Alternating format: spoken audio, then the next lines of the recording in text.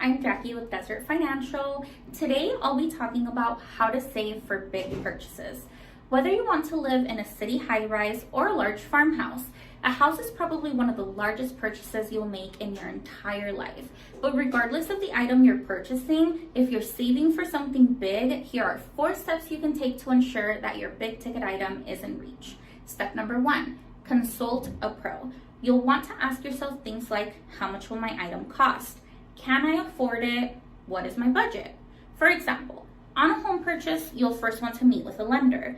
They'll take a look at things like your credit score, your debt, your income, and many other things to get you pre-qualified.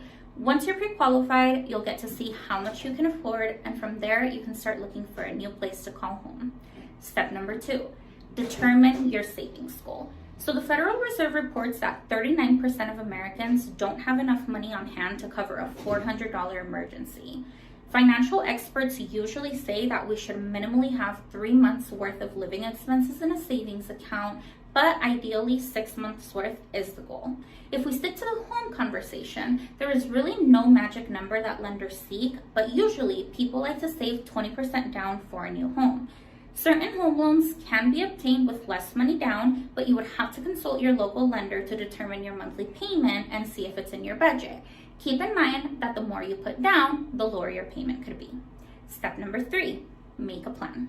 Now that you have an idea of how much your purchase is going to cost you, it's time to determine how to get from point A to point B. Make a budget.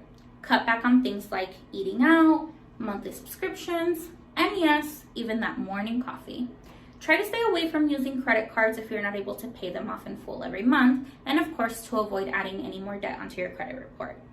You can even do things like host yard sales, get a part-time job, carpool to work, and of course contact your local credit union to see if we can refinance your auto loan and save you any money on that. Step number 4, find your stash spot and keep going. You'll want to consider a savings account or a money market to keep your funds in. Check the interest rates and fees to see what would work best for you. It's easy to set a plan, but it definitely is harder to stick to it. I do promise the reward is worth it. I hope you got some great takeaways from today's video. Please don't forget to like the video and leave a comment below.